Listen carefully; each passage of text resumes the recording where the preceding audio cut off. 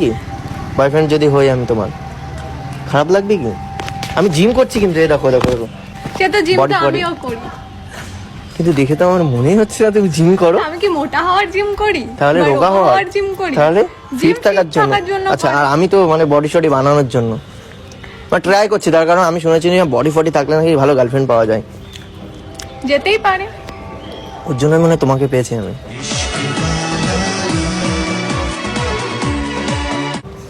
কি গরম লাগছে।